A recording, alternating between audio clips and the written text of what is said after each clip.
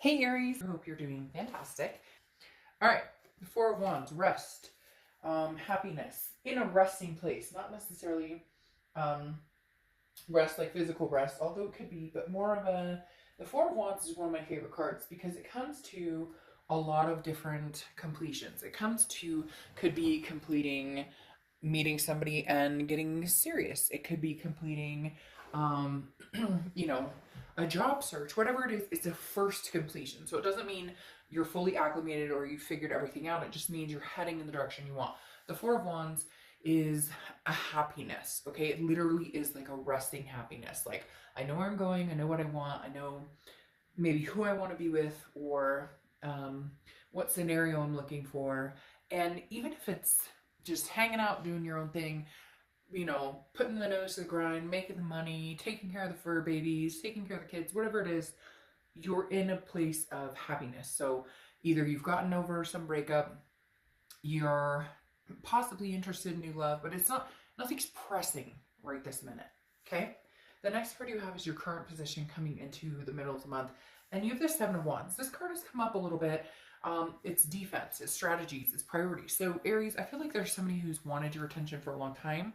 Maybe an ex, maybe a new partner, maybe both. And I just don't feel like you feeding any more energy into it. Again, that resting happy place with the Four of Wands. The Seven of Wands is, again, that kind of putting my wall up and feeling like maybe you owe somebody something, but I just don't see you going there. As far as like, if you don't want to talk to anybody, you won't. If you want to talk to somebody, you will. I just don't see you putting time and energy into worrying about what anybody else wants. Somebody wants your attention, or some situation, it could be job related, financially, whatever it is. And I just don't see you saying, hey, I'm going to feed anything into this right now. I'm going to just kind of lay low, do my own thing, make sure my priorities are in check, make sure I'm doing what Aries wants to do, and go from there. The next card you have is how you're feeling coming into the month. This card didn't start appearing until recently. Probably the past few reads, it's really been popping out. You have the Wheel of Fortune. Now, this is internal, how you're feeling towards the end of the month. But the Wheel of Fortune is divine timing. It's unplanned changes. It's things that are set into motion, that are supposed to be guided divinely, that the universe is putting into place, already has in place for you, that you just don't really have control. But I think you're kind of excited for this ride. Like, I feel like you're really excited for this, complete change, complete turnaround. Something is coming in, new or old. Something is leaving or changing, or directions are moving. It's very interesting. I feel like some of you have been waiting for this, and you're just kind of like, I'm ready, bring it on. Like, here, like, you knew this was coming on, so you're kind of like, here we go, all right. And maybe as cliche as it is, like, all right, I knew you, whatever. It's like you knew it was coming. It's divinely timed, and you knew it's like time to embrace it, and you will embrace it. Now this is your distant past, over the past 5-10 years. Could be throughout your childhood. And you have the Lovers, which is Gemini's card, so you could be dealing with a Gemini or have Gemini placements in your chart. But the Lovers card is about love. It is about a duality. It is about passion. It is about romance, all of the above. And the universe is reminding you, in fact, excuse me, and the universe has been reminding a lot of people with this past position lately to have confidence, to have belief, to understand that something lost is something gained, because in the past we've all experienced something that felt crushing, or felt daunting, or felt sorry, or felt overwhelmingly like, I don't know if I can get through this. I don't know if I could see myself meeting anybody new. All of the doubts and all of the what ifs, the universe is reminding you kindly. Usually lately, for all these reads, it's been like the Strength card or different things, patience, temperance, etc. But for whatever reason, the Lovers is popping here, Aries. So it's just saying something really excellent is coming your way. If it's the past coming back and it's something you're willing to welcome with open arms, great. And if not, it's the universe's way of saying, well, new love will come in. It eventually always does. Whether it's love for somebody else, or a passion for a job, or a passion for a project, or adopting cats or dogs or rats or whatever you're into. The Lovers is just reminding you that the passion is within, but also withstanding. The next card you have is your immediate past. So over the past few months, and you have the Page of Swords. Now, the Page of Swords is somebody who's looking for truth, closure, answers. There's questions here. I don't feel like you're searching for it much anymore with this Four of Wands here, and everything else. I think that anything you may have been searching for, you're kind of blocking off now. Whether there was ghosting, whether there's non-communication. The Page of Swords is saying, you know, I thought I needed closure from this, or I thought we needed to give it one more try, or they were like, hey, Aries, you know, one more try, let's make this happen.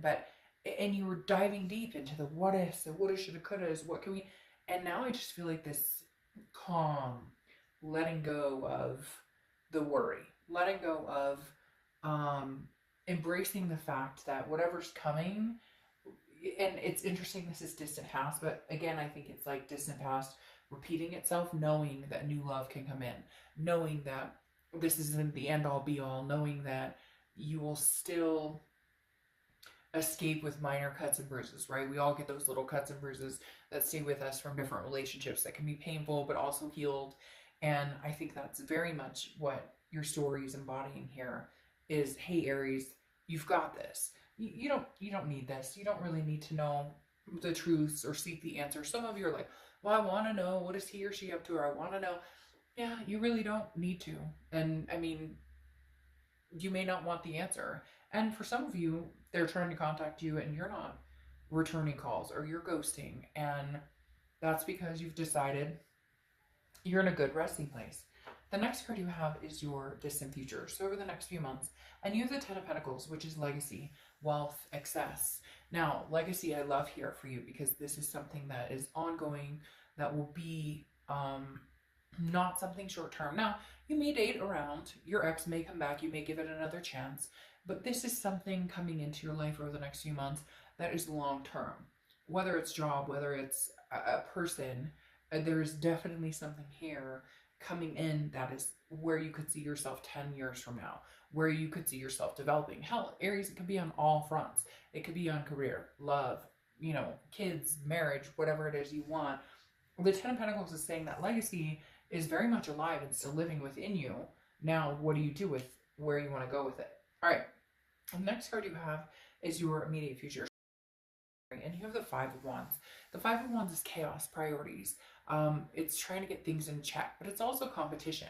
So Aries, I get this very, very strong feeling that not only do you have somebody who's interested in you that's new, that your ex is also trying to get your attention and other people are trying to get your attention. It's weird. It's almost like your friends and stuff are kind of like vibing with you more. Maybe you're more energetic. Maybe you're more easygoing. Maybe you're more, I got this, I can handle this, you know, this is, you know, kid stuff, I can make this happen.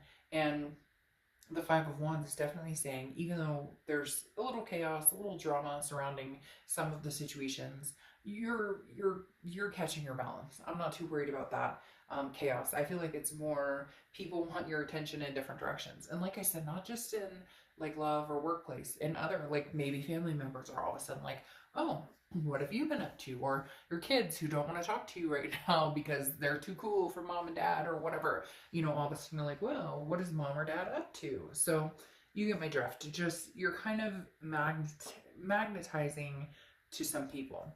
The next card you have is anything you're feeling, or sorry, anything tangible throughout the month.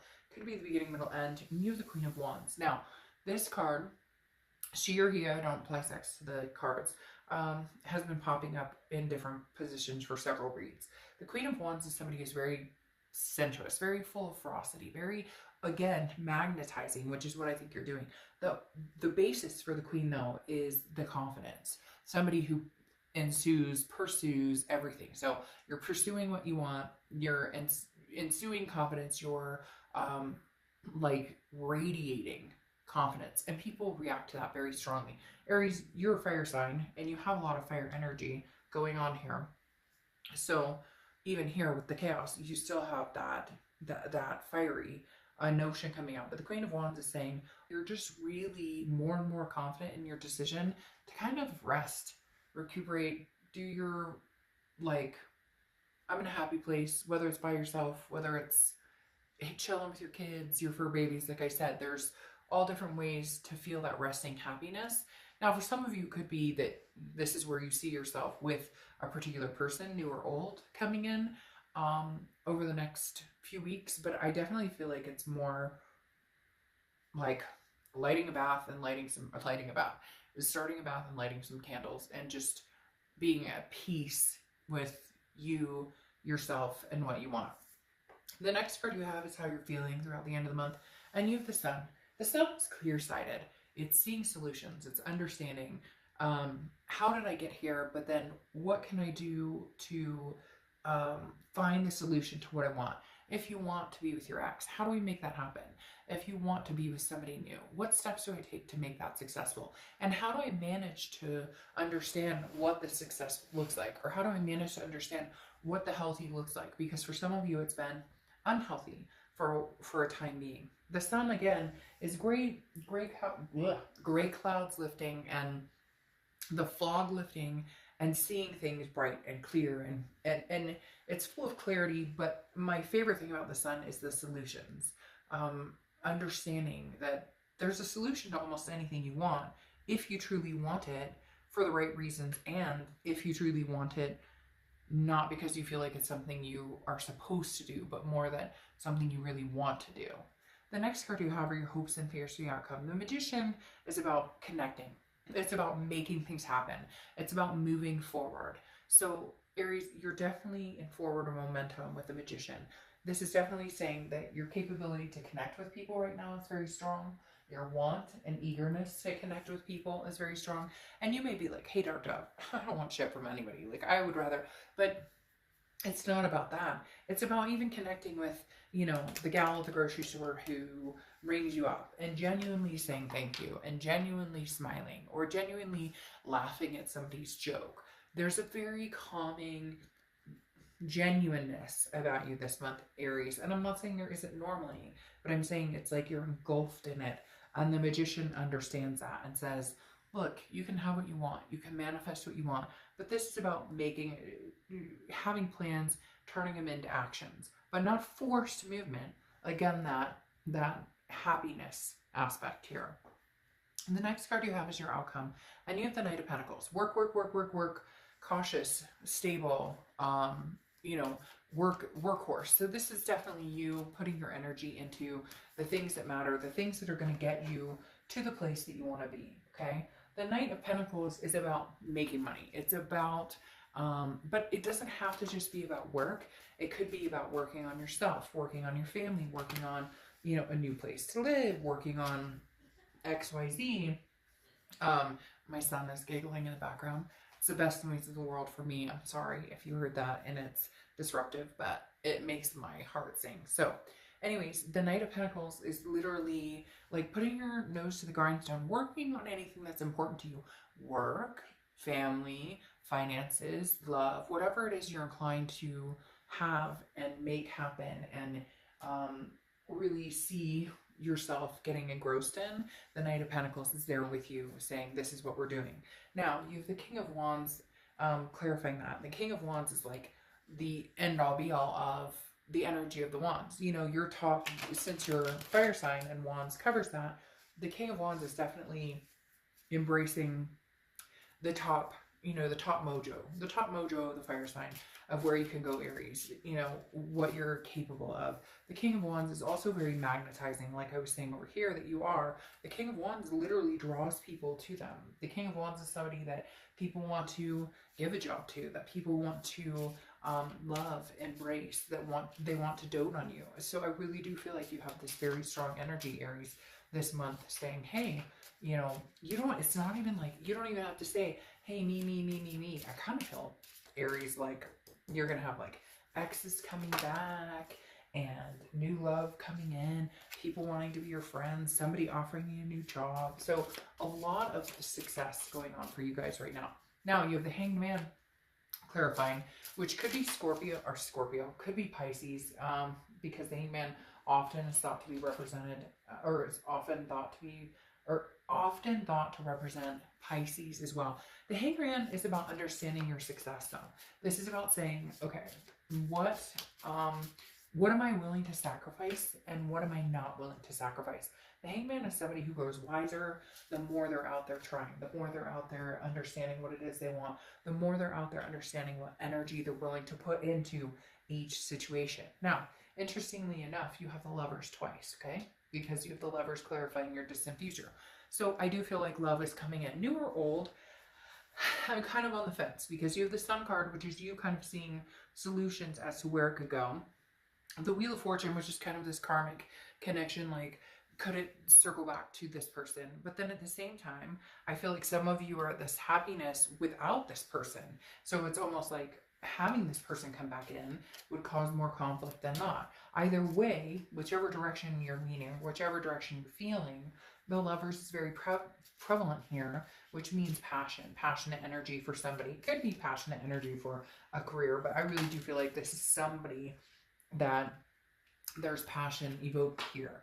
Now, then you have the High Priestess, which is saying, let the universe take the wheel. Anytime I see the High Priestess, this is an unconscious or subconscious way of like understanding what it is you want and just kind of going with your gut. There's a lot here, Aries, where I feel very calm and very calm and not rushing into anything. Like I said, the candles, the bath, that Four of Wands is just speaking to me so clearly because I love the Four of Wands. And right here in your read, it's very substantial in the fact that it's saying, like, you don't have any pressure to do anything you don't want to. And you could be like, shit, dark, there's pressure coming at me. But there really isn't, because we can change that, or we can absorb it, or we can transfer that into exercising or talking to friends or getting out and enjoying yourself more. So there's ways of changing that mentality of the pressure or the stress. And I think that's one thing this year a lot of you guys are going to power up is, how do I de-stress and get what I want? And the High Priestess is very much there with you saying, look, you know, catch your spiritual vibe, ride the wave, like ride the wave, man. Like seriously, just whatever you feel, whatever your instinct shows, that's what you need to really start believing in. Kind of your third eye chakra, all these combined. Aries, there's really good things coming for you. Now you have the Clover, which right side up is good fortune. Well, you have the Wheel of Fortune, good fortune. I don't know how likely that is. There's very little cards in this stack, which I love, by Witchwood Tarot, but like literally, good fortune. I mean, can you argue with that? And then you have the Elm. Take a walk to clear your mind. Four of Wands, clearing your mind, resting, happiness, getting in that place. Aries, of all the reads this month, you have got to have one of the most enduring, confident yet de-stressing reads. Okay, bye Aries.